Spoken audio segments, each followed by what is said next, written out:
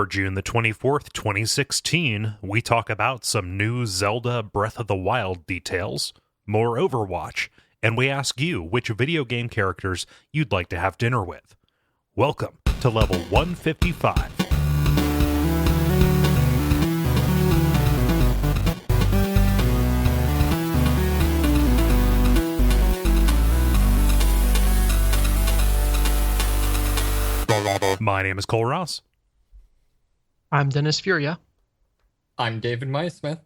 And I'm Ben Merkel. And you're listening to The Level. It's a podcast for people who love video games. That's right. We are back in the post-E3 news drought. Man, preparing for this show is hard. Yeah. Just dig for anything interesting. Well, I love how all the news sites, it's like video game news Thanksgiving, where now we have the leftovers, where it's like everything that we know about, Tomb Raider 8. And Overwatch. Yes. All Overwatch all the time. Yeah. Which I'm okay with, because I'm enjoying that game. I thought I caught a video of their like Father's Day game mode where everyone plays as Soldier 76. I thought that was kind of clever. That's just a fan theory, though, right? Is he explicitly the dad of the gamer lady? I don't know about that. I think it's more just the fact that he's like an old man. Yeah. I mean, he's basically Batman Captain America. Yeah, he's outmoded. True. He's outmoded. He's his not ways. dead yet. Yeah, I don't know. I haven't followed any of the lore of Overwatch. So have you? I saw that you bought the game. Have you actually played it? Haven't played it yet. No, I got wrapped up in projects. Okay. Excite. Yep, I'm excited too. I just need to decide at what point I am willing to let my ego take that kind of hit, going in and just getting steamrolled by people. So Well, we'll talk strategy in the what you've been playing. Yeah, in the grind. Yeah. So, anybody have anything big happen this past week or so since we talked? Let's get the banter in. Nah. Cool. A banterless week. Cricket. Cool. Banned, damn you. Well, let's. Why don't we just go into the show then? Since you guys aren't going to give me anything, I'm angry now. I'm going to press the angry button. Yeah, so we've got the usual show for you, the brief, the multiplayer, and the grind. And let's get started with... The brief. The brief, where we talk about things that are happening in the world of video games around us. Segueing nicely from the Overwatch talk. Dennis, what you got for me? Yeah, so this is one of the hiccups of a new game with new systems.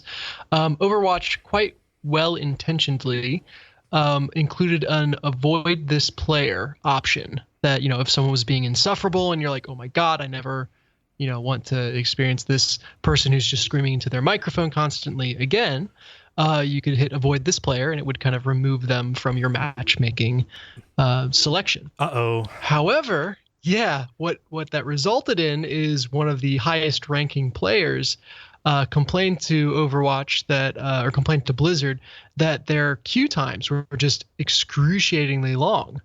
And so asked what's going on here, and they looked into it, and just so many people that played them put them on the avoid this player list, not because they were insufferable or were doing anything, unsportsmanlike, but because they were too good.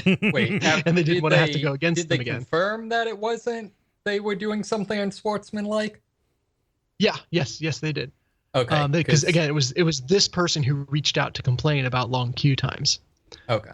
So they investigated and saw what was going on.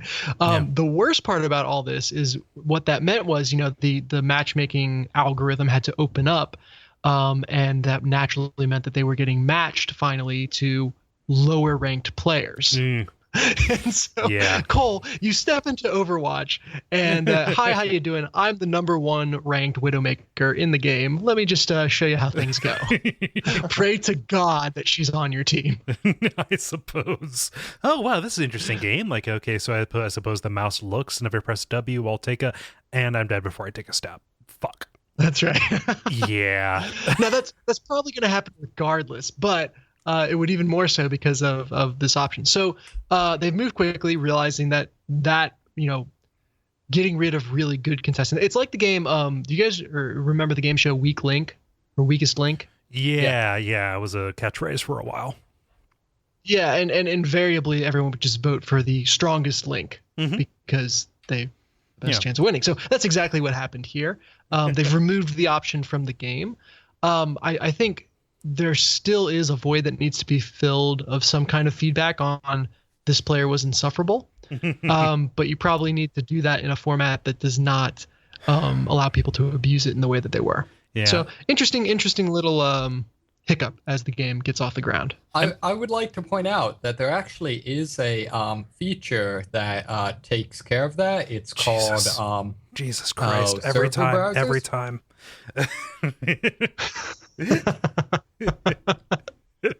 I guess that's true. That's funny. Well, I mean, less me being snarky. That can legitimately be, a legitimate issue, because there can be differences of what is considered, socially appropriate or whatever in a pickup game versus what is socially appropriate in a competitive match. Sure. Yeah. Yeah. I mean, and so legitimate. That's why I asked if they checked. I would say it could be very legitimate that people actually had legitimate reasons for banning the number one player. They are annoying and good. Yeah. if they were using tactics that were considered unsportsmanlike. Yeah, I mean they're not mutually exclusive. Right, exactly. What it sounds like they need is to kind of look at Riot's playbook a little bit, take some of their research, because they coupled up, kind of like the honor system, not the a capital H honor system, but they kind of mix that social side of it up, hey, I don't want to play with that person, with the matchmaking side of it, and those seem like related but necessarily separate systems. Yeah, I mean, just if there's no, I mean, they're one way to solve this problem maybe would be to put a cap on the number of people. It's a rotating thing. Okay, you can only have 5 people on your list. Yeah. And, if you are a person who's going to abuse this, then, somebody else is going to fall off the back of it. Right. Well, but, that makes sense. I imagine also, do groups and pickup teams mix? So it does its best to match group for group size. So if you are in a group of 4 with 2 randos, then it will try to match you to a group of 4 with 2 randos. There was actually a Reddit post in which the guy went really in depth, though not comprehensive, on their matchmaking and the theory behind it and some of the things that they were focusing on. I'm in the middle of reading that article, or was reading that article before the show. I should say I'm not reading it right now. He says it's a match 4. No. Yeah. No, when you say specifically he or they, this is Jeff Kaplan, one of the directors of Overwatch from Blizzard. So this is somebody who can peek under the hood, and he's doing who Overwatches the Overwatch. Right. And so him lifting up the hood and saying hey, this is the way this works, sounds like a really good idea for community outreach kind of stuff. Yeah, and it's a fascinating system. Just to think about, you got to consider when we let you group with, or they let you group with anyone, but you could be grouped with someone in Ireland, playing in the U.S., and that means that your ping is going to be horrible on one side or the other, no matter what. And then how do they account for that and pairing? Do they try to find another group that has separate people, or how does that work? So it's a really interesting problem that. Almost goes completely behind the scenes, but came to the forefront in some really interesting ways here. Yeah. I wonder if Australia gets its own server this time around. I don't know. Australia, Oceania, Southeast Asia kind of stuff. Yeah, that's the ones I hear about a lot are, I think, Australia and Brazil. Both tend to get screwed over by, Australia will be put in, say, Europe's will be considered part of Europe or something, or part of that. Basically, no matter what, they have just horrible pings. Same thing with Brazil. Ben, what you got for us? All right. I have two. I'm just gonna pick one. There's a video of Zelda, and it's like an hour-long demo video from E3. So this is kind of like last week's story. But there's another news story that talks about how specifically that demo is only 1% of the map, the entire map, which is pretty impressive. Wow. I've only like skipped through some of the parts of the demo, and mostly it's showing how the fire interacts with the land. So like one of the features is if you like dip your bow and arrow into a lit fire, you can light your arrow on fire and then fire it off. And then another thing is you can kind of fan fire on the grass, and depending upon the environment, it might spread, similar to like Far Cry mechanics. Yeah. I was gonna say they can Far you Cry 2 did. accidentally like set villages on fire and just get chased by Smokey the Bear? Yeah, Cry of the Far Wild. Yeah. Yeah, it's unknown whether or not you can commit accidental genocide in Zelda yet. Heaven forbid you set one of those chickens on fire. Yeah. That chicken burns back. Another detail released is that apparently there's going to be voice acting in the Zelda, not with Link, but with some of the other characters of the game. Yeah. So, yeah. And we've known that for a while. I still think you've gotta rip off that bandage. Can you clarify that for me? I don't like silent protagonists in games. In games where where there's dialogue, where your character talks, and I think stuff like that. So I think it's better to just have Link have a voice actor, have Reddit go crazy, and then it's done, and then you can stop doing awkward workarounds for why your main character doesn't speak. I mean, I think it's a mistake to do a half measure. I'd rather they just keep the that to me just feels more right. I also don't think every game needs voice acting. But I mean, if you're going to do it, go all the way. Yeah. Yeah, I mean, and just it doesn't. I've not seen a good reason for why they're doing it. At the very least. Do you guys not like that Gordon Freeman doesn't talk then? I do not actually. I'm fine with it. I'm silent on the subject. Ooh. No, I think it's fine in like the 2. Once you get to like the episodes, it becomes really, really awkward. I mean, when they start like making jokes around it, like Alex looks and says, "Oh, you're a real quiet guy, aren't you?" It's like that breaks it for me. Yeah. Well, I know. I just think I don't know. It's like them tacitly admitting, like, we probably should be doing a little better. It's like your boss being, I give horrible raises.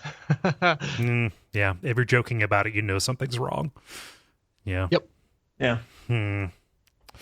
Yeah, so that's too bad. What's the other story you have, Ben? I don't know if I want to talk about it or not. It's just like a VR video for they're doing a Crytek game for the PlayStation VR, and so it's like a jungle with dinosaurs type theme game. The best jungles. Yeah, and they're calling it The Journey, as though they can try and trick people.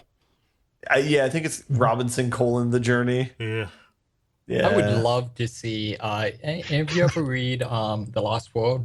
The Sir Arthur Conan Doyle, The Lost World? No. Mm-hmm. It's really I think I want to say like it was the original like swashbuckling archaeologist type thing. But yeah, it's basically take Sherlock Holmes, but instead of like deduction, it's science. Okay. But like the exact same, like just being a complete asshole and just being crazy.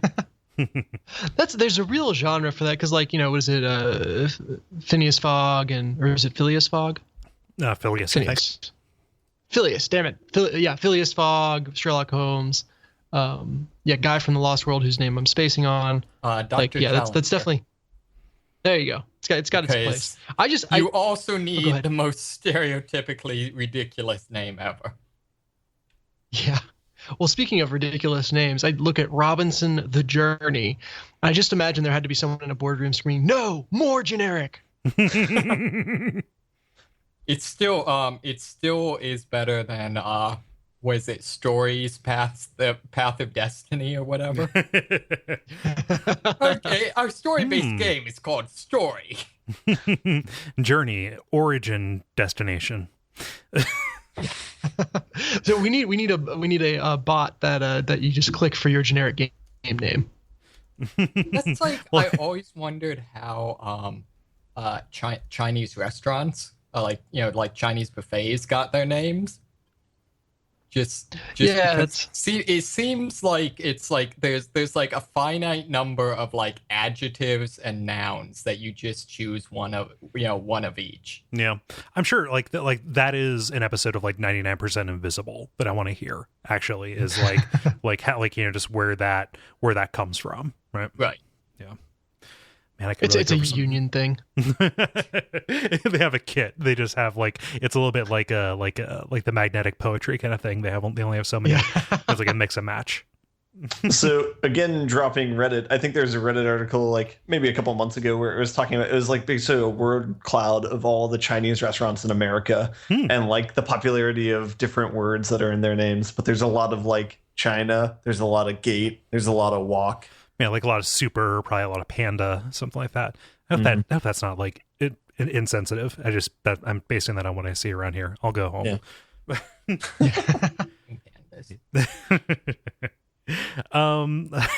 Ben, you just dropped this in the notes. Videogamenay.me.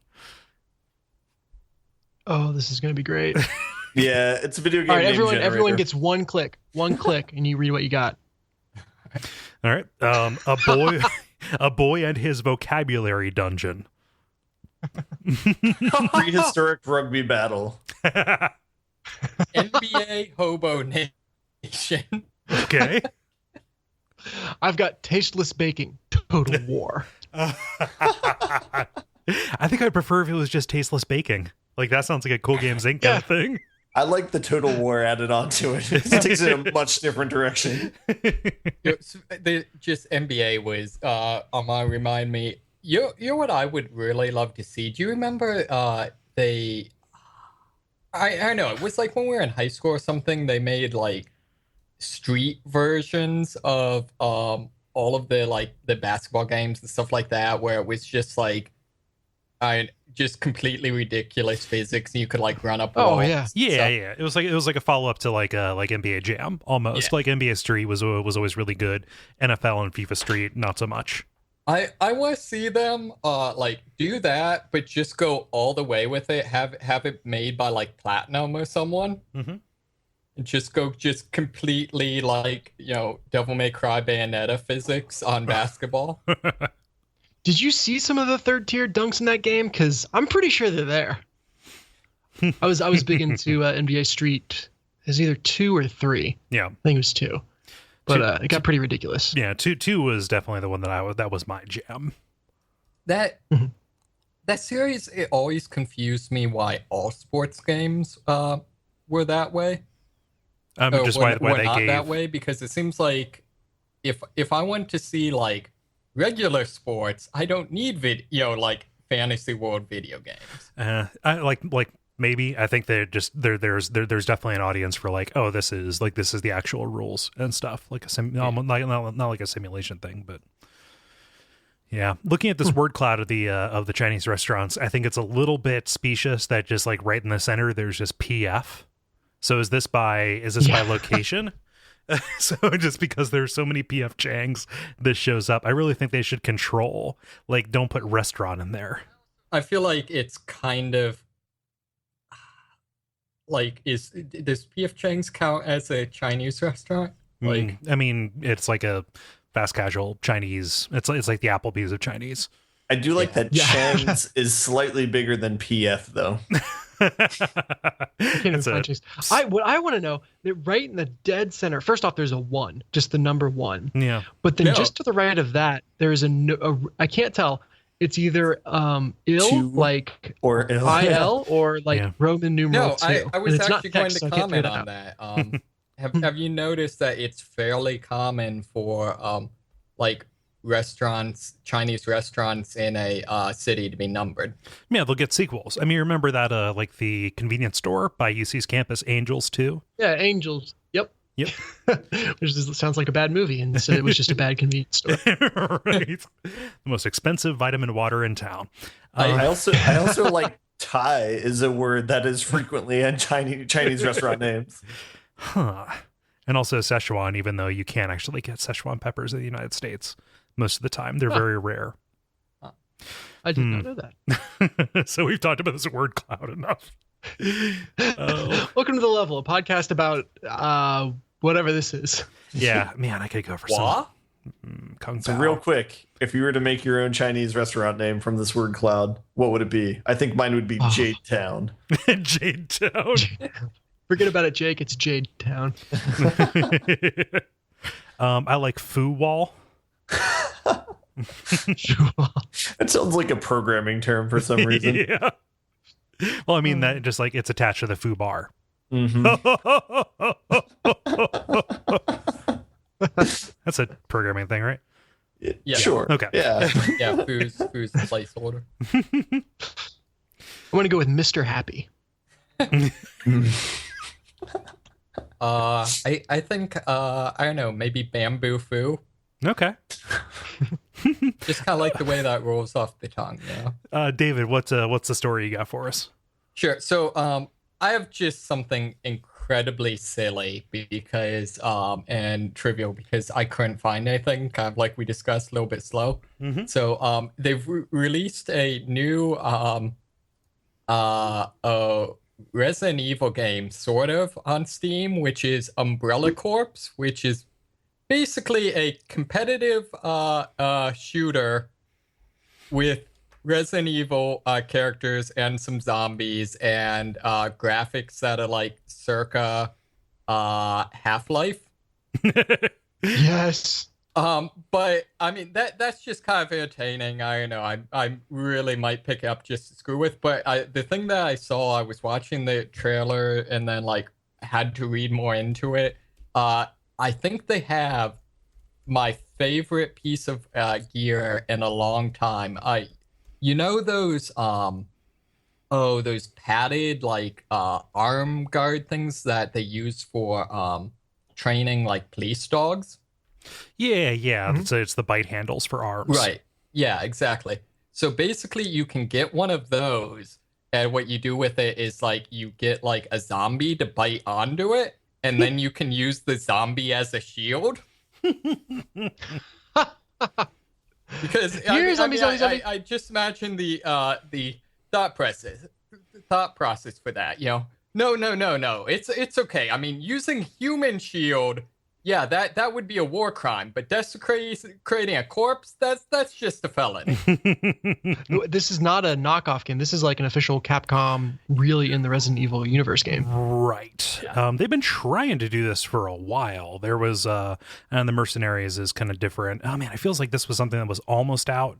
Well, it had at least one, I think maybe a couple of ones where you play as like Umbrella Agent. Yeah, it was like on PS3. Like I'm looking at the Resident Evil Wikipedia page, and I'm not seeing it here. But no, it's Operation Raccoon City. There we go. ORC. And that was a very similar kind of concept. Well, and I know at the very least, I don't know if this at all indicates like potential market, but I know like the Umbrella Agent type thing is a really, really popular cosplay. I have no idea if that means that there's then people who would also want to play a game based on that. If there's any kind of crossover, yeah, or that's a correlation, huh? I also enjoy that, you know, they can't quite decide whether you know, the Umbrella CORPS, whether they're pronouncing that as like Umbrella Corp or as Core. Well, it's the difference between the Umbrella Corporation and the military wing of the Umbrella Corporation, the Umbrella Corps.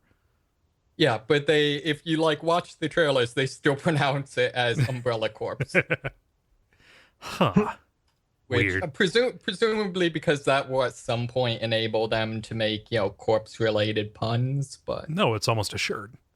So That's probably an so yeah, achievement name. I don't know. I just that really made my day that someone thought of the idea of using zombies as a human shield in what's effectively Call of Duty.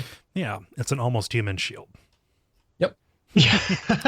Well, that's like looking at the video for this, the zombies are just crawling all over this map. Is there another shooter like this that has had zombies as kind of an ambient map element versus like a focus? The closest I could think of would be like Titanfall. I know has just like ambient like NPCs that'll fight with you. Okay. I Interesting. suppose maybe also you could argue like MOBAs with the jungling. Yeah, like I would even say like Left 4 Dead, you have the Horde or whatever, but those are like such a tertiary concern. Right. Like they rarely end up being more than just kind of like an ammo sink or like a way to move you around a map. Right. Well, you look for the specials. Yeah. Yeah, I guess so. Cool. And that relates to my brief, which is that Hexcrank is back. Nice. Hey! I know, right? Like a year and a half in the making, almost 2 years. Took a break from that because I wasn't sure how to approach doing video for it. But yeah, there's video. It's coming back both with the articles I wrote. So coming back with Alone in the Dark. There's a 2,000 word like retrospective overview of Alone in the Dark for the PC. There This is is the original. Yes. The 1992 one. This is still, it's like picking up like in chronological order. Like that was an important breaking point because like before that you really video wouldn't add an awful lot. But here I'm going to show a little bit about like the way that it looks and feels and moves and stuff like that. So I wanted to make sure that it happened correctly, right? So like there's a YouTube video. There's like a 2,000 word like review kind of thing. It's coming back. It's going to be its own site now, hexcrank.com. My horror streams are going to be Hexcrank Live, and I'm going to be like trying to repost and find cool stories about horror games, kind of like in the modern day, and like use that as like a link blog kind of thing. Very cool. Oh, very cool. I know, right? So I'm excited. Yep. I decided last night, like, let's make that happen. So I beat Alone in the Dark in a day, and then I spent all day today writing that article and editing it. I was like, fuck it, I'm doing it. So I'll find a more You Bill O'Reilly did? Yep. Yeah. Just started screaming at the animals. Yep.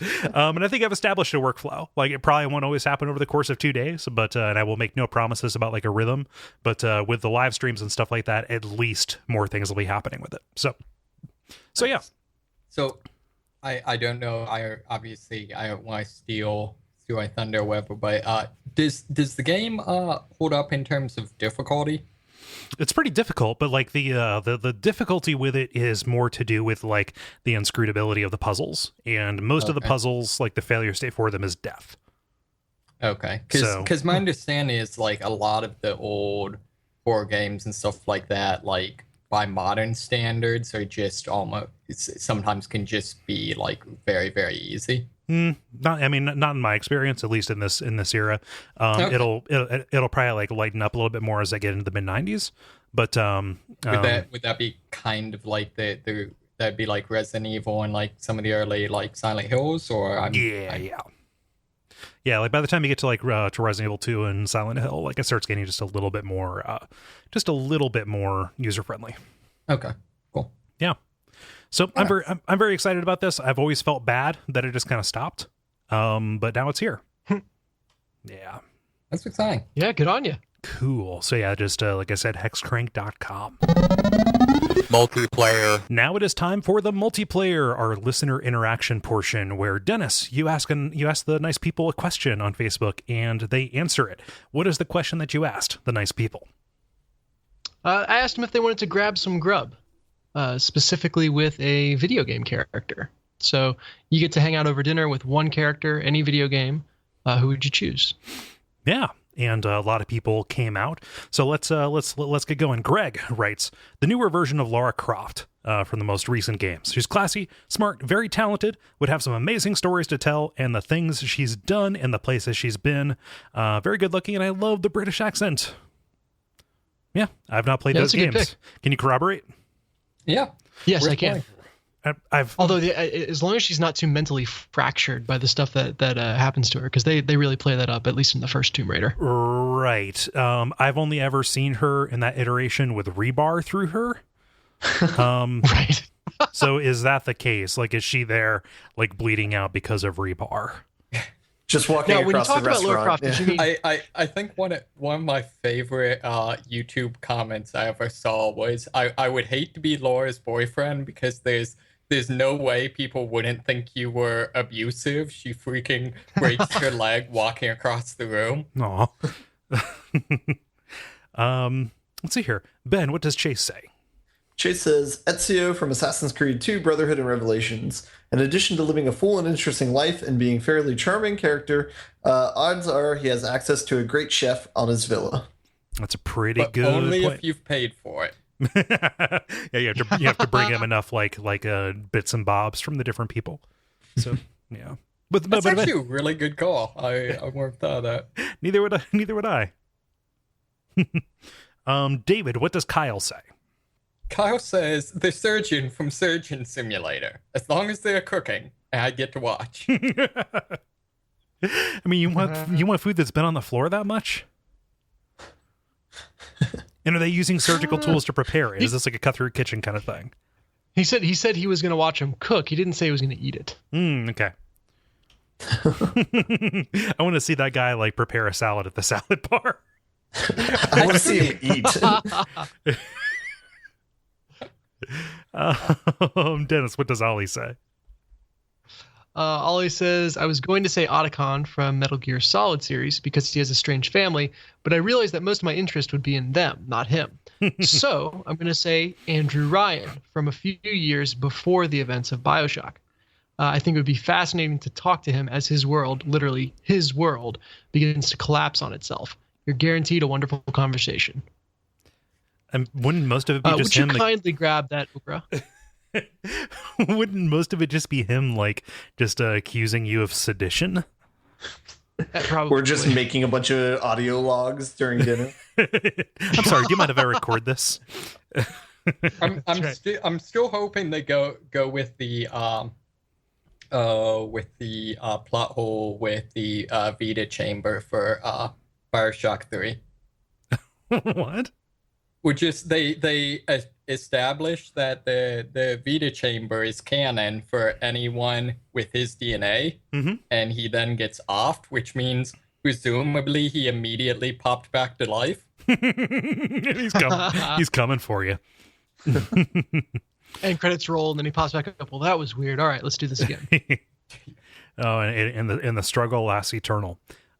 Jeff writes, talk over dinner when we could do literally anything else more fun. If it's dinner, it's got to be cooking mama. I can't cook for I can't cook for us. Imagine if Dante from Devil May Cry showed up and was like, "Where's the radical pizza?"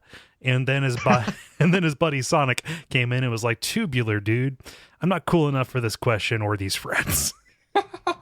Oh, cheer up, buddy. I like the idea of being indecisive and like, maybe Dante. No, Sonic. And then Dante shows up, and then Sonic shows up, and they politely ask you to leave. Yeah. They have more to talk about. No, we got this, man. I would play that game. I'd watch that conversation. Yeah. Ben, what does Sam say? Sam says, my guy from The Sims with a murder dungeon in my response from episode 121. He got along with the Sims version of me and did not murder him. You know, at least you know where you stand, right?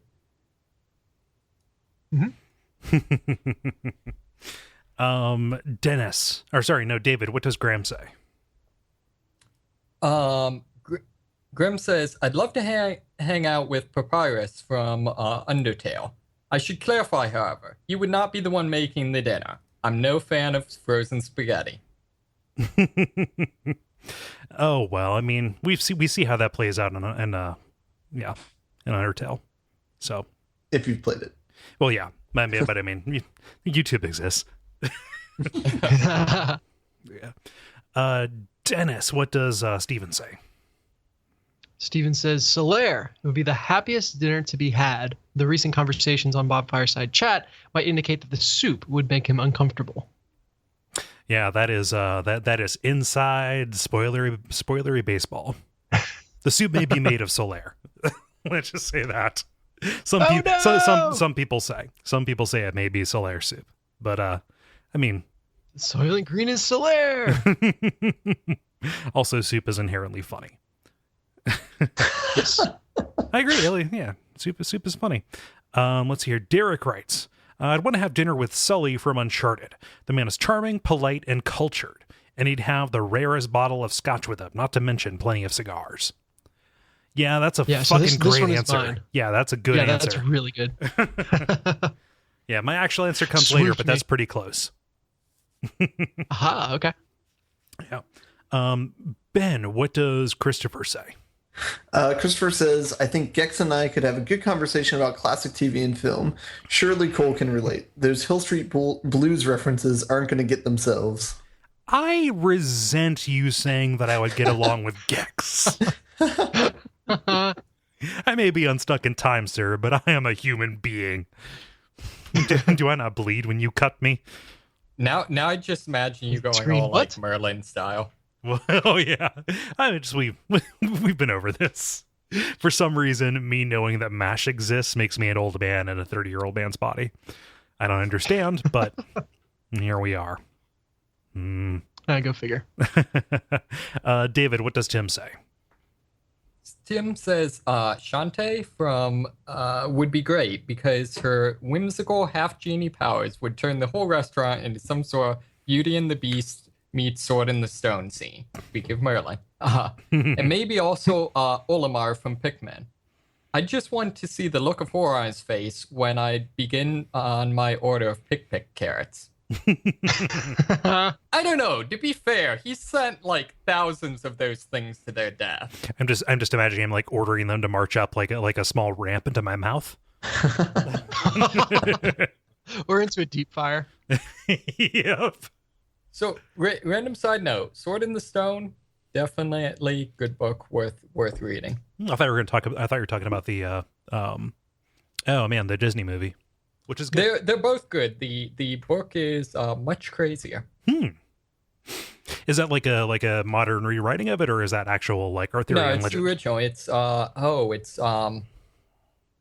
was it like a trilogy? The only other one I remember was it Once and Future King or whatever? Yeah. But yeah, no, it's strangely enough, it's apparently considered like one like a classic. It's really. I remember reading like excerpts from a collection of that in high school or something like that. Yeah. Let's see here, Dennis. What does Dustin say? Dustin says he would eat with the dog from Walking Dead season 2. Sad face. I can't remember that. That's a reference. Yeah, I was going to say that's a reference that I don't get because I haven't played the game. Yeah. I presume something bad happens to the dog. Well, it's The Walking Dead. Something bad happens to everything. Yeah, it's true.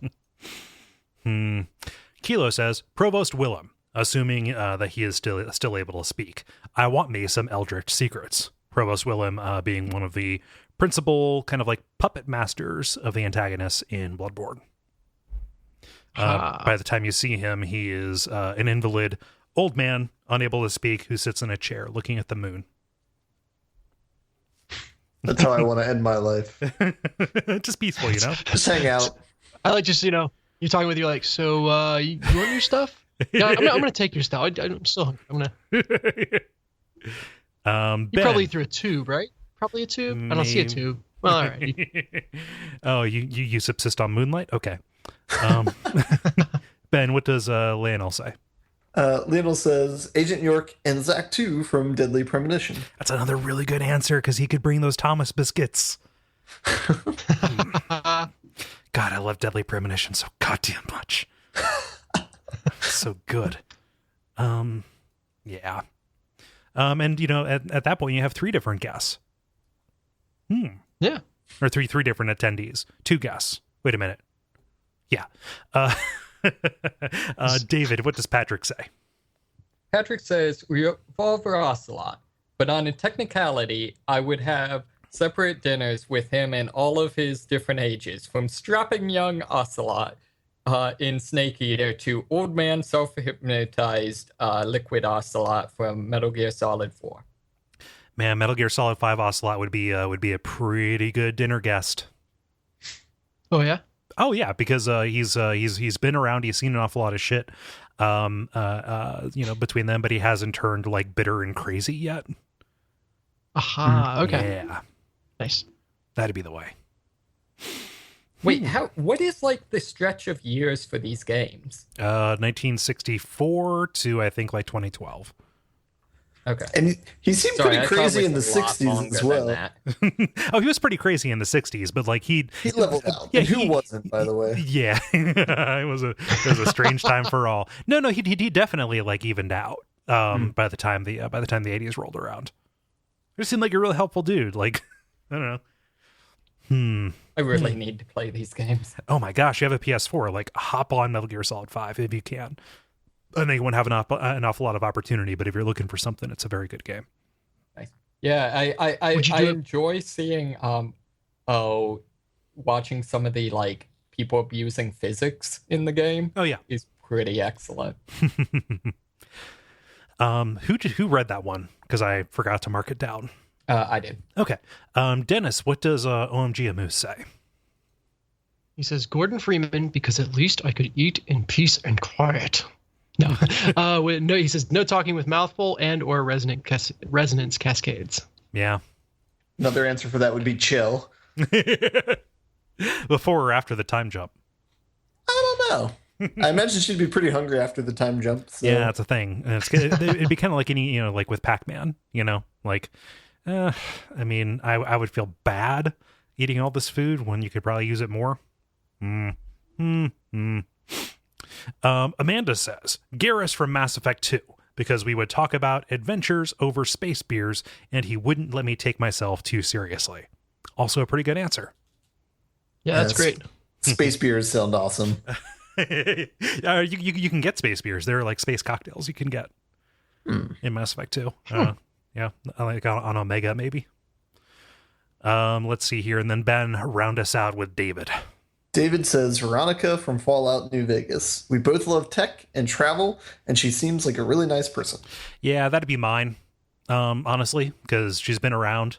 She has seen all the different settlements. She has like stories from all of them. Seems real game to talk about stuff. Yeah, Veronica is my answer with Sully as the answer that I should have thought of but didn't. All right. Ben, how about you?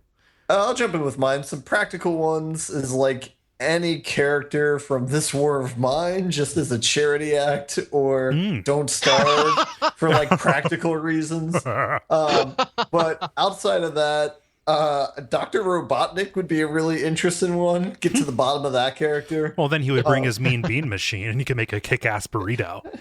And another one is if there's alcohol at dinner, maybe Whiskey Rose would be an interesting choice as well. From New Vegas? Yeah. Pretty much any character from New Vegas, except for the sniper dude. Yeah, Boone's pretty taciturn. Wait, what's the Elvis guy? Oh, the king. The king would be pretty good too. Yeah. Just never tell him like who Elvis actually was. Just hear as many secondhand stories about Elvis as you could. Oh, David, how about you? I don't know, like I don't know about like dinner, but I think for like beers, I might go with was it Sigurd from at least from Dark Souls 3. Dark Souls 3. I don't know any of the previous ones, but he's pretty much always been, or his different iterations have always been solid dudes. Yeah, so yeah, that seems I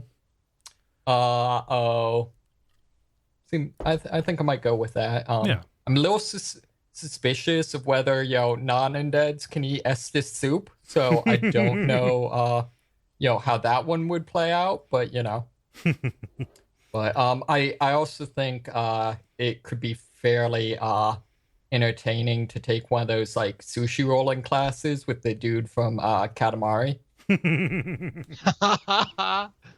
Oh, that's good. Yeah. I made He you an doesn't action know figure when to roll. stop. Yeah. Tragedy strikes today. Yeah. Tom Brokaw hasn't been an anchor for a decade. I don't know why I did that. I'm an asshole. And Dennis, you sticking with Sully? I'm sticking with Scully. Or Sully. Wow, Scully is my second choice. I have no idea who he is. No, she's so I was practical. thinking- She's kind of a non-believer. You could have her, talk her through some stuff. That always bothered sure. me. She give you an honest opinion about the dinner. Yeah. Yeah. But yeah, no, Sully would be great. I mean, probably if I had to go to a backup, I'd pick someone from the Uncharted universe. So Nathan would probably be a good backup. Hmm. But I would view him as just like a less experienced Sully. Like, it's like, no, Sully's gonna have more cool stories. Like, and if I can't get him, I'll go for the backup.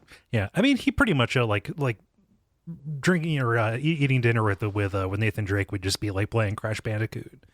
Like, yeah. I mean, it just always happens. Yeah. I don't know. I'd be a little worried. Can he physically have dinner without a gunfight breaking out, though? I mean, how do you think you get the meat?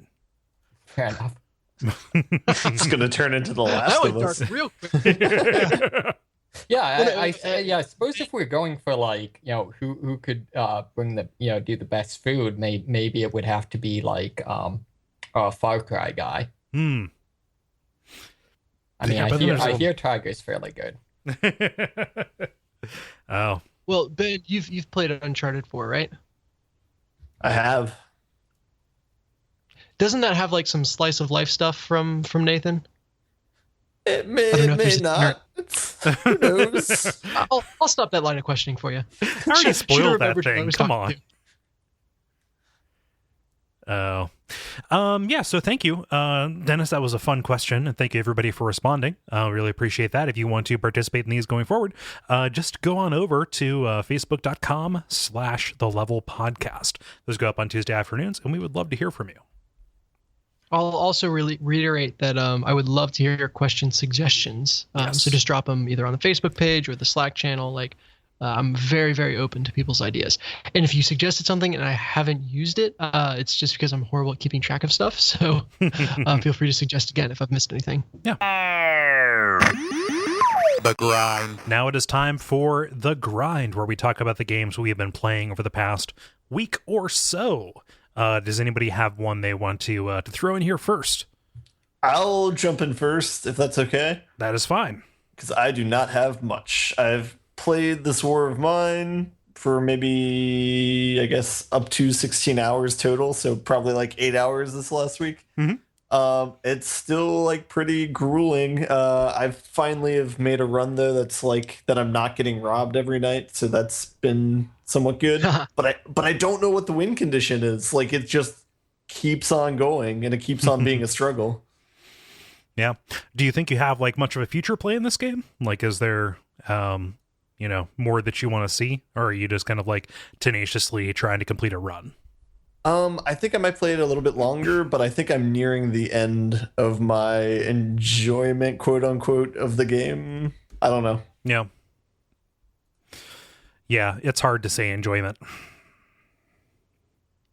with that game in particular. I mean, like, not because of quality. Your but experience with. yes, Yeah. your engagement with this thing. The other thing too is I'm nearing like the end of the tech trees of all the different things that you can make, and so I'm kind of seeing all that the game has to offer too. Mhm. So that's kind of also adding to, or why I think that it might be near the end of the game for me. Yeah. So yeah, I actually have not played FTL this last week, and I've played minimal amounts of Rocket League. Oh, So surprisingly dry week for me. just busy with a bunch of other stuff, or really kind of like doubling down on this War of Mine. A little bit of each, I guess. Mhm. So yeah. What's the next big thing you're looking forward to? I don't know, man. I like went to a store to get Blood and Wine like the other week, only to realize that it's DLC only, so I could not buy it at the store. Ugh. Did you buy like a card for money? No. Hmm. And then I also have a gift certificate to Target that I got through work, so I think I will use that to buy something eventually, but I don't know. Mirror's Edge is out, but yeah, I don't know. Seems like I mean, I don't mean to denigrate that game that like we all spoke highly of. Like, oh, they're making one of those. It seems kind of like a wait for sale kind of thing. Yeah. Yeah. Yeah. Well, and I think it was also critically a little bit crapped on. I can't remember for sure, but crapped on like I got like 7s and 8s. Yeah, it's got lukewarm reviews, but I don't know. Someone didn't pay their bribes. Huh. sure. Yeah. All right. Well, you know, there's cooler stuff to do in summer than play video games. Oh no, they're coming to take me away. Ah, the alarms have sounded. They're taking this podcast away. Let's see here. Dennis, I'm curious what you've been playing because this is your second week with a PC, and I want to find out. Yeah. I mean, so the main ones have been Overwatch and XCOM 2. So I'll talk about those in a second. I tried to play Zero Gear, which is a kart racing game that comes very highly recommended from Jala and is only on PC. So I installed it. I created my character, which is a tank driving panda, which is phenomenal. So the game has got a really kind of cute, fun aesthetic. And then I queued in. It doesn't have any sort of campaign mode. It's just got you kind of create a game for multiplayer. I searched for one first. There was literally no games on the servers. And then I created one myself, and it was filled with bots because no one else was on. So I raced the bots a couple times, and then was like, okay, I'm gonna have to wait for people. So if you own the game, Jal and I are gonna try to organize a session so I can get a flavor for it in the near future. Okay. So I'm working on that one. Kind of a false start on the Zero Gear. Yeah, exactly. Of note, they had like a Rocket League-esque type of mode where you were just on a giant football field and trying to push a giant football with your cars 2-on-2 into the opposing team's end zone. I'd be very curious to know if that existed before Rocket League did, because I know Zero Gear's been around for a while. Yeah, like at least 2-3 years. Mm-hmm. So I'm not sure there, but yeah. So hopefully you'll hear more on that next week. Let's talk about the fun stuff. So first off, Overwatch. Kole, I thought it would be interesting to come at from the angle of where should you start, because you bought the game. Eventually, you'll dip in, I imagine. Yeah. So this is weird to say. Gary's out of town this week, so I'm not recording much of anything. So this would be the iron is hot, so I will strike it. Gotcha. Pro tip: Yeah, I don't think that's how irons work. I mean the iron where you. Wait, do you really? Well, we need to get to the bottom of this. Do you think that that the iron of that saying is like a clothes iron?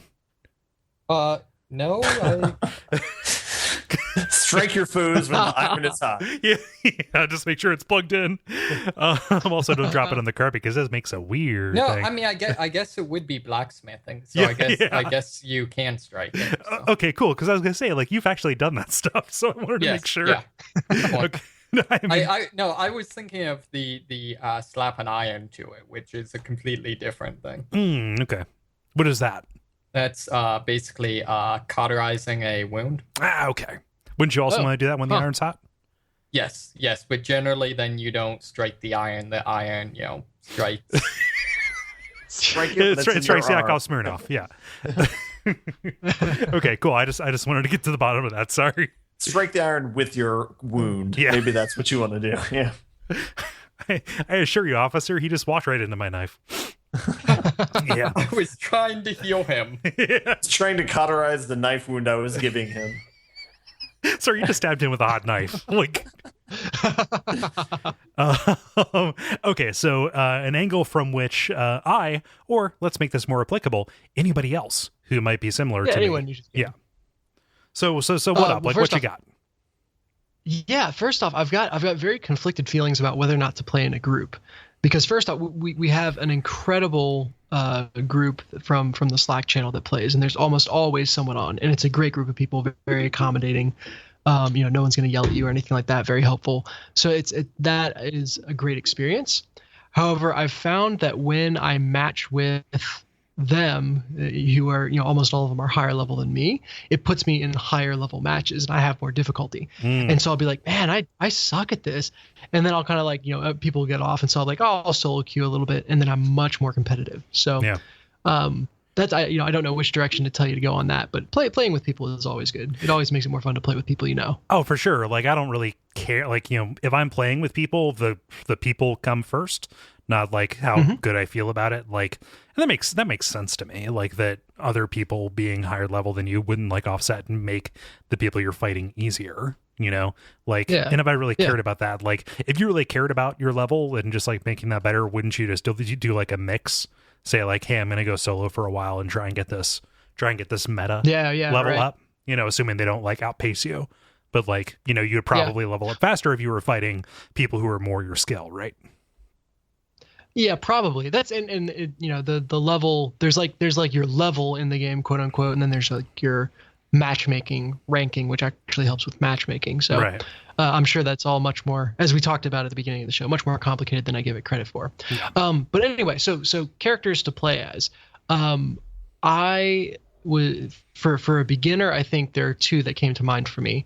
The first one is named Farah, and she's like an Egyptian lady soldier type who carries a big ass rocket launcher. And so it's less about, having like amazing precise aiming skills or anything like that. And it's more just about kind of zoning people out with your rockets. So she's got this big jump that sends her flying high into the air. And that gives you then a great angle to shoot down at everybody from. Yeah, this sounds like specifically the soldier class from Team Fortress Classic. Exactly. And a little bit of Team Fortress 2. Oh, and here is... That's the flavor I got.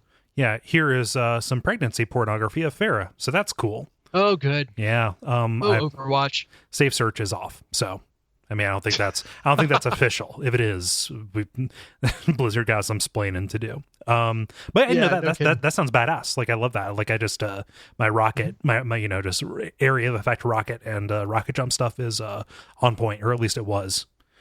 Yeah. So it's 13 years ago. God damn it. Hey, I just started it. All will soon be dust. Sorry. Go ahead. I'm sorry. Continue. No, you're good. No, I like this existential crisis. This is fun. But yeah, so it's fun to play. Rockets are always fun, and you don't need to know anything other than like, hey, there's a door that people will probably come through. Fire at the door if you can't think of anything else to do. Like that helps your team. That's really good. That just cuts off an entrance for people. Yeah. Once you get a little bit more of a feel for the maps, another great character is Symmetra. So she is an Indian lady, and she creates tiny little turrets that just one of them really doesn't, they cling to whatever surface you put them on. Right. And just one of them isn't that big a deal. But over time, she can build like up an army of like 7, just covering a wall. Oh, and they're all wall mounted. They're all wall mounted, floor mounted, ceiling mounted, whatever you want to attach them to. Wow, so this is just the NG from Team Fortress again. Well, except that it's not. No. You don't babysit them, really, right? Oh, so you just put them up and then you make a new one. Yeah, because there is a character that's straight up the engineer. Yes, like blatant ripoff, down to like hammers the turrets to level them up. So that is Torbjorn. He is. There are mixed opinions on him. So I like Symmetra better because her weapon, her gun, is literally like a close range beam that you lock on to a character with it, and then it just steadily drains their health. Oh, wow. So again, to the whole like an aiming thing, you kind of, once you figure out, okay, here's a good room to like fill with turrets. The people like run through the door, panic. You're standing off to the side and just latch onto them. And as they're jumping around trying to take care of your turrets or find you, your beam is just draining their health. Yeah. The other really cool utility thing that she has is her like ultimate ability is a teleporter. So, you kind of, once you get that charge, you kind of find a room off to the side, put a teleporter in it, and then anyone who dies can teleport straight from the base to wherever you set it down, helping out your team. So it's kind of like it's a really good utility character as well. Yeah. And also her gun and all of her armor looks like it's made of portal guns. Yeah. Yep. So you're not a fan of Soldier 76 for a beginner? If you were a traditional Call of Dutyer, because that was maybe. the character that I played that seemed really, really natural. Yeah, I'm not like a Twitch shooter guy at all, like Okay. whatsoever. So like that to me sounds really intimidating. There's that to it, and then I also the game does a really good job of showing you in-depth stats for your characters if you go to the right screen. And I looked at, like, I've got a really good kill-death ratio with him, but my win-loss ratio is actually really poor. So you weren't like contributing to like an overall like team. Exactly, and there's no team deathmatch mode. It's all objective based. So I kind of like, yeah, I do fine with him, but really I'm not helping my team. I'm playing Call of Duty at that point. That makes sense. So there are really good Soldier 76 players, and I think that is the most amazing thing about Overwatch is very few, if any, of the characters are just straight up bad. Right. Like, League of Legends, it's like, oh, these are the newbie characters. These are the characters that you just never see played because they're underpowered or they suck. And the tournament meta is always just, the same 6 characters or whatever over and over. Even though the roster's huge. This has 21 characters so far, and I see an amazing mix of all of them. Yeah. So that's impressive. Yeah. Do you want to know why I'm a dullard? Because I just noticed that the Overwatch logo is a high five. Okay, see, I was trying to figure out if that was that or if it was the like traditional prayer greeting. Like the Southeast Asian, like hands together kind of thing. Like just the fact that it's a team-based game really makes it seem like it's a high five to me. Like that probably makes more sense. Yeah, I mean it looks kind of like a peace sign, but like it's 2 hands high fiving, and then like the yellow section at the top is like, oh, it's shining a light off of the high five. I did not notice that until you called it out. Am I wrong? Amazing. Huh? No, I can't unsee it. That's great. That is so clever. Looking up I wouldn't have noticed that. Like I never look at the logo or the treatment for Overwatch, except I'm looking at the images of the characters you're talking about, and it's everywhere. That is fucking great. Yeah, I'm sure there are lots of other images that are fucking great as well because it's Overwatch. Well, yeah, horny TF2. Yes. Let's talk about XCOM 2, which is not sexual at all, except if you have more to say about Overwatch. No, I'm really curious. You're making me kind of jazzed. I mean, you've just described, maybe I was never good at Team Fortress Classic, but you just described like 2 of my favorite kind of play styles, either the rocket jump kind of stuff or, turret, area denial kind of stuff. Yep. Yeah. Cool. Yeah. So let me know when you're going to play that because I'd love to join you. Yeah. And I'm probably one of the lower level folks that is playing right now, so I'll be a good fit. Yeah. High five, buddy. And that's not in a pejorative way. That's just like I haven't been with the game as long. So no, I understand. Let's talk about XCOM 2. I'm getting into getting into the swing with the game, and I'm also getting to some of the content that is, I think, in the DLC, which is interesting to play the game and have that worked in from the beginning. With the first game and Enemy Within, its expansion, that was absolutely the right way to play it. Like playing with mechs, playing with the cybernetic enhancements and everything. That was the right way to play the game. So I think I'm getting stuff, but at the same time, I feel like because it's DLC, they felt like they could take license to be a little more silly with it. So like one of the early supply drops that I uncover is just like this medieval weaponry, like a bolt caster and stuff. So that's kind of funny and silly, and it's great that it's great equipment, but the aesthetic is just a little out of left field. And some of the soldiers are crew. So I should not have the desk I'm podcasting on covered in in-process chainmail.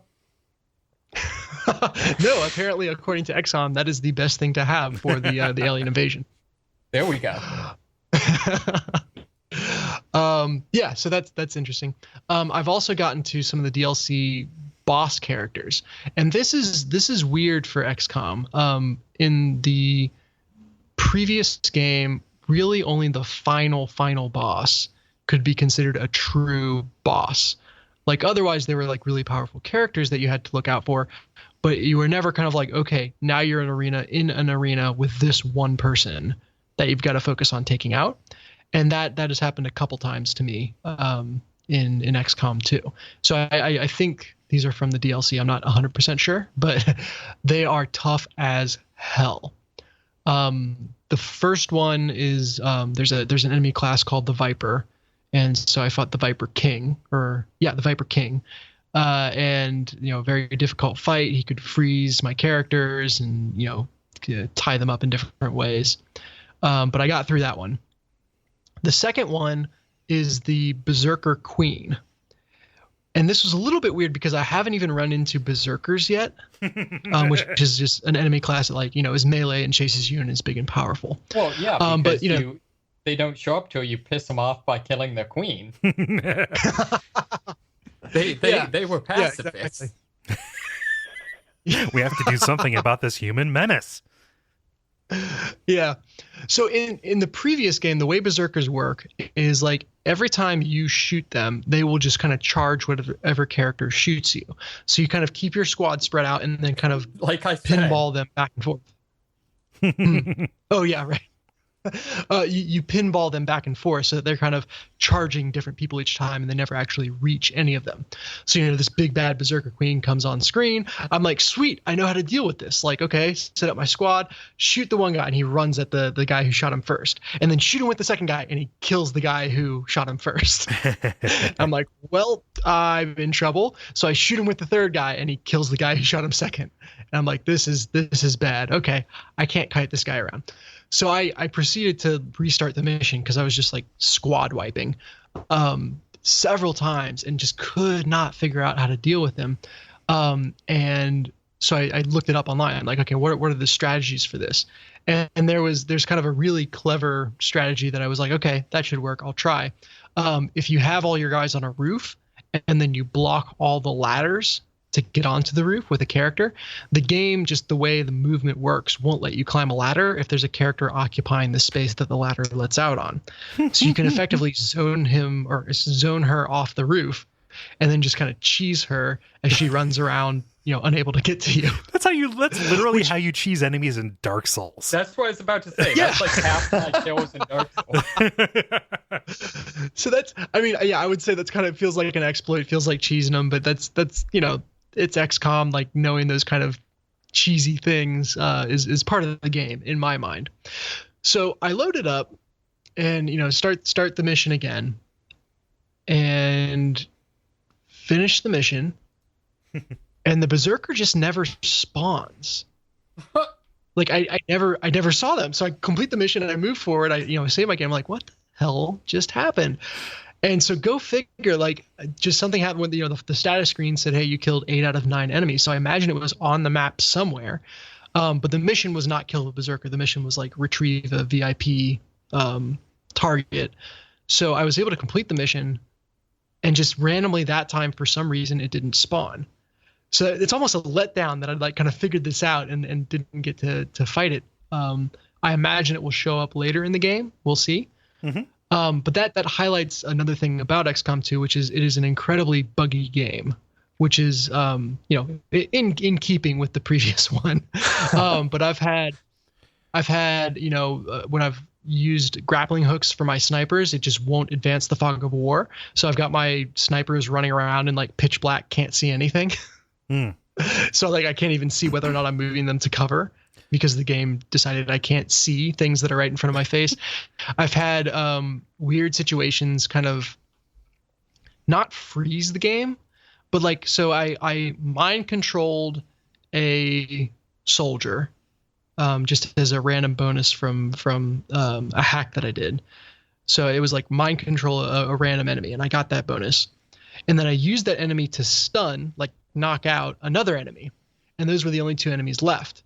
And so when it went to the alien turn, it was a mind-controlled guy who wasn't going to move and a stunned alien that wasn't going to move.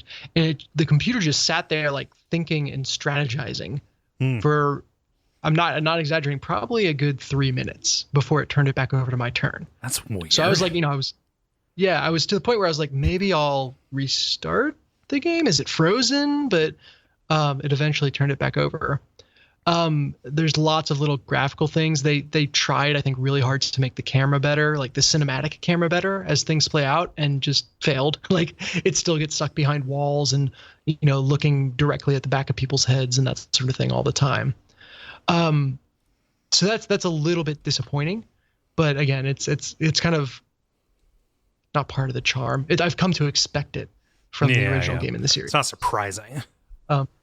Yeah, it's not surprising. That's a good way to say it. But I'm enjoying the hell out of it. I've owned the game for what, like a solid week, 2 weeks? Mm-hmm. Not even 2 weeks, like a week and a half, and I've put a full day of play into it. So, yeah, I'm enjoying this game. Yeah, well, you've been waiting for so long. Like, you've earned it, buddy. Oh my God, yeah, yep. So that's me. Great. It's the summer of Dennis. Do we all Summer take a of turn? XCOM 2. I guess so. David, what you up to? Sure. So I've just been grinding on Dark Souls 3. So I'm not sure what to say. I have no idea what's happening anymore. Like, not even kind of. Have you beaten the boss of the high area past Irithel? Yes, I finally did. That was literally like days and days of just throwing myself at that. Oh, wow. So that one was kind of hard. Luckily, the other boss that's kind of contiguous with that, if you've done the quest right, is just trivially easy. Wow, did you follow a quest to do Secret's quest? Yeah. Okay. Okay. So, yeah, like I biffed that, but I still thought that he was that particular boss was pretty pretty easy. Yeah. So so that was kind of cool. And I don't know, like after the other one just being I don't know, crap for me. That was kind of welcome. Yeah. I then I know you're then almost immediately thrown into another boss. Oh yeah, I know that one. Yeah. And then there's some poison, and then another boss, and then things get weird. Yeah. And then there's another boss that you already killed before, and then things get really weird. Yeah, no, the last fifth of that game is pretty bonkers. Yeah, so I'm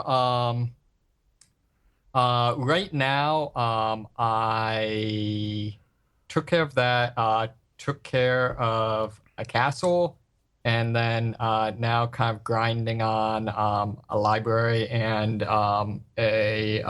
some peaks. Yeah, no, it's that you're good. You're in the clear. Yeah, that is you're like right up at the end, dude. Okay. Yeah, I know. I'm a little bit I've been a little bit frustrated just because, like, I would say it takes a very noticeable turn from like massively de-emphasizing exploration and becoming almost like a boss rush mode. Yeah, it's pretty dense. Which I don't like most of the bosses. Or well, a lot of the bosses have been pretty cool. Mm-hmm. Like in the past, you've been pretty open about saying like, yeah, bosses in Dark Souls are not necessarily my jam. Right, exactly, and yeah, it's kind of just it's not as much while I'm there. Luckily, well, and the other thing that a little bit frustrates me is they kind of I feel like there's the place I'm just at is, you all of a sudden get the ashes to basically then unlock like all the remaining, just being able to buy upgrade materials. Yeah. And I feel like the last tiers of that, they hold off much too long. Yeah.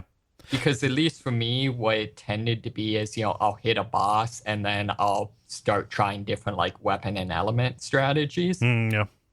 And that kind of throws wrench into it when there's literally like a finite amount of upgrades you can get at that point in the game. Yeah. I think that like that, it's such a delicate balance. It feels like that as a concession almost to like this, we're going to make this stuff available for you so you can get ready for New Game Plus. Yeah, and I know. I mean, I'm probably never going to do New Games Plus. I know. I feel like maybe they a little bit get into their driving to make the game hard got in the way of making the game good. Yeah. I mean, difficulty for difficulty's sake is like a thing, especially in Souls-alikes, but like it creeps in, especially in Dark Souls 3. Yeah. So but yeah, I don't know, like there's a lot of stuff I want to talk about that I'm like I don't know, like how much of this stuff that's going on like has fairly defined story and how much of it is just kind of one-off weirdness. Little from column A, little from column B. Okay. Because like it seems like I can't tell. It seems like there's a couple of kind of semi-discrete stories. Yeah. Because like I mean I guess I don't think this is a spoiler, but like generally like it seems like there's a whole segment of the story that's like dragon stuff that doesn't seem to be related to anything else necessarily. Yeah, that stuff is pretty weird. Okay. I haven't quite like arrived at my conclusion on that, but Right, like, yeah. Because it seems like maybe the dungeon has some relation to that, maybe. Yeah. But yeah, so I mean, there's just some stuff like that. The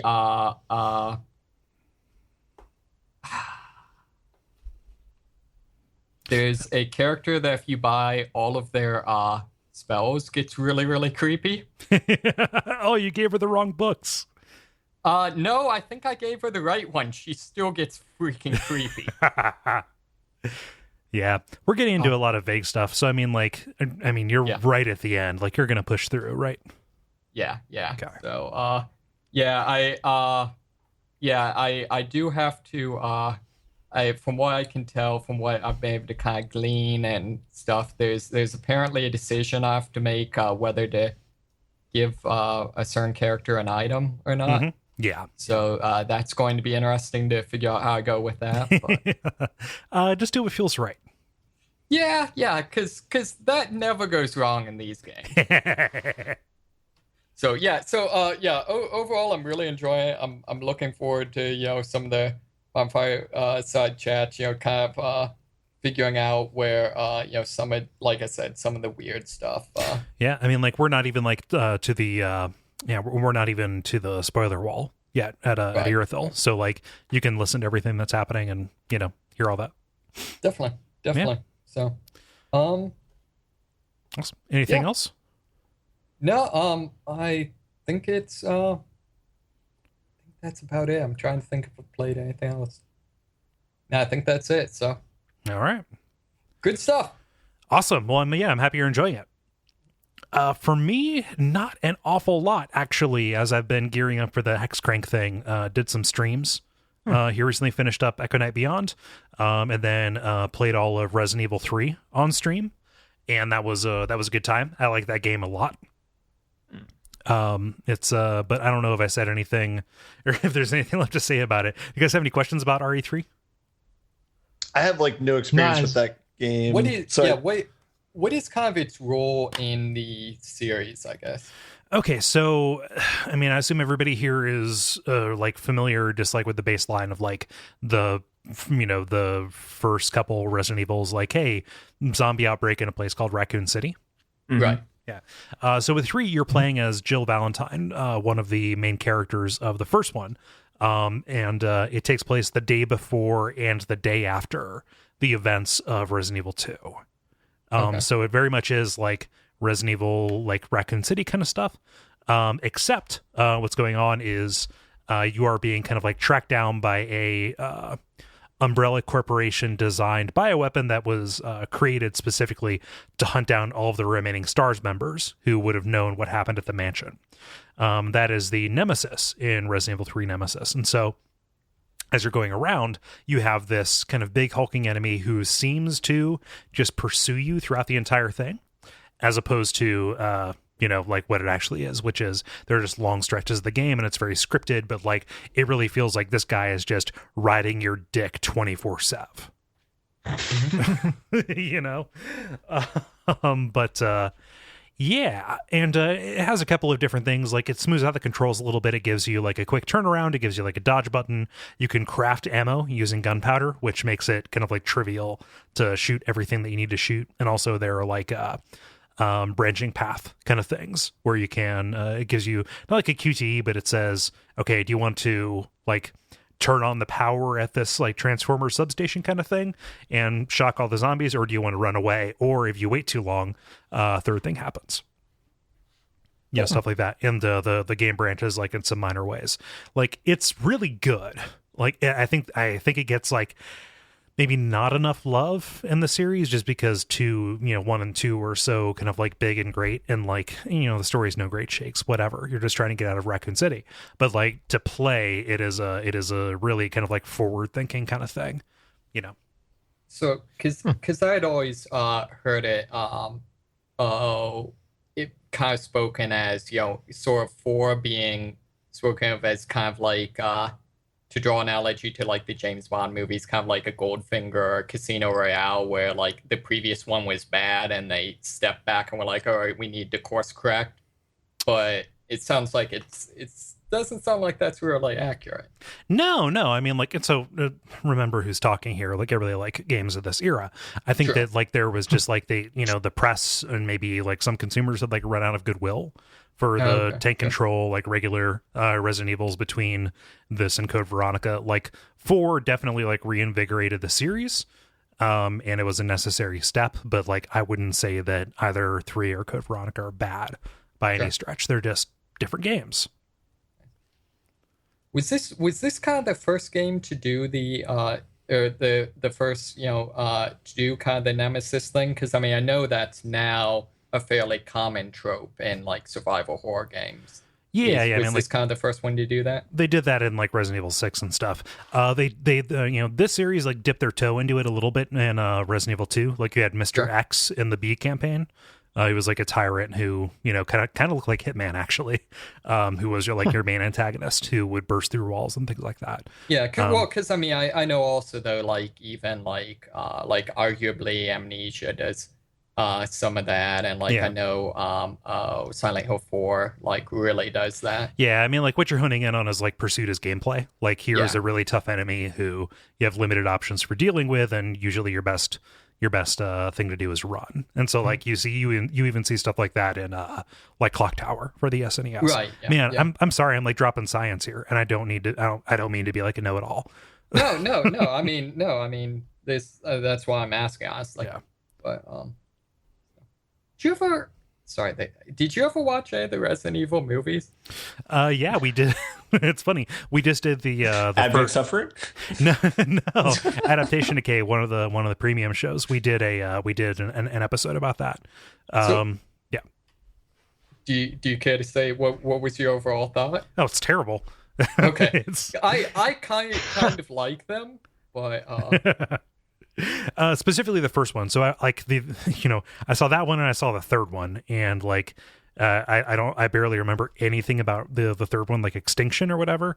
And the first one, it neither succeeds as like an action movie or as a Resident Evil thing.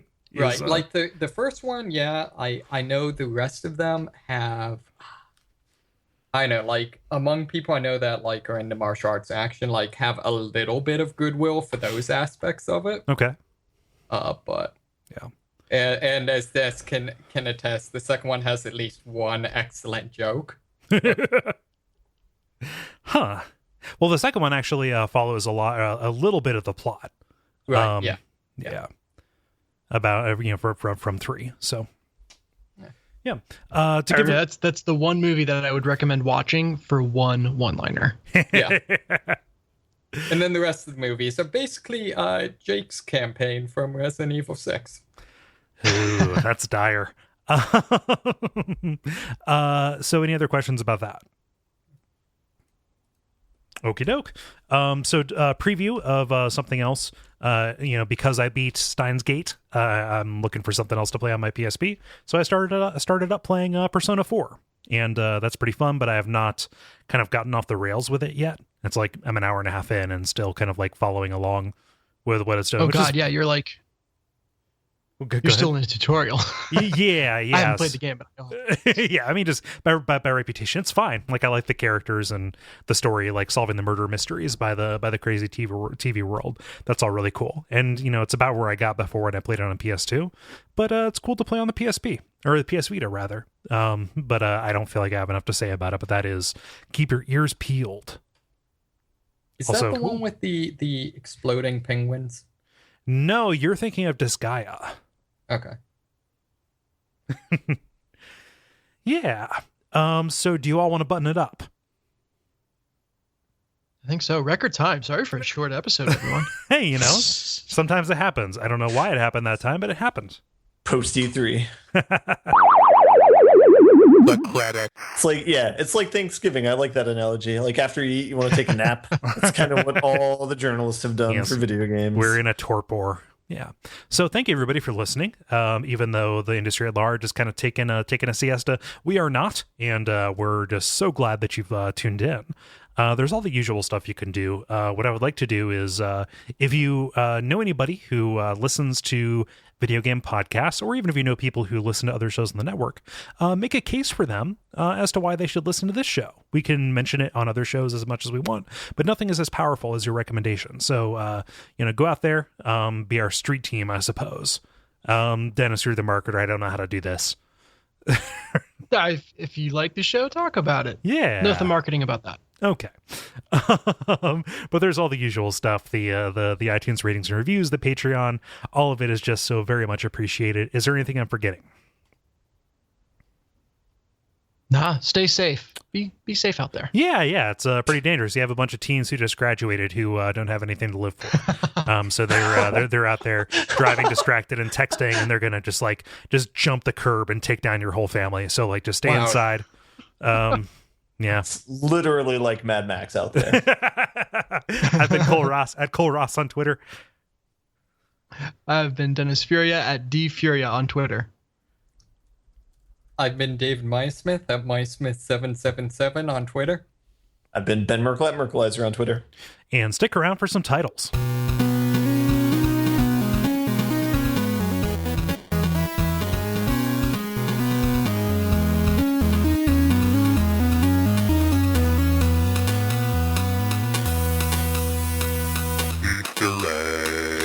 Okie dokie. Who has a title to suggest, or all of them that you have in there? I only have a scant two. Okay. One of them was Banterless Week, and the other one was hexcrank.com, because I figured you'd just get the name out there. I don't know. It's .com. Who else has some? I got two. I've got Tasteless Baking. If you want, you can also add dash Total War. Okay. Or Almost Human Shield. Okay, David. I didn't record them tonight. So. All right. I have Who Overwatches the Overwatchers. Cry of the Far Wild. And Journey: Origin Destination.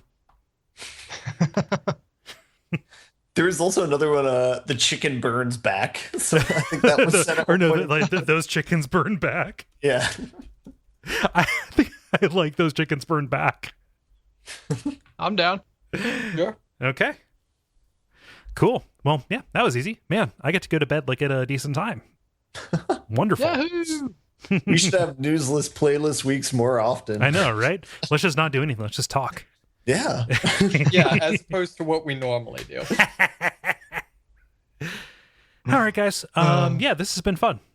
Yeah, definitely. Yeah, everybody have a good week. Sweet. Yeah, talk to you guys later. Later. Take it easy. Peace. Bye. Bye.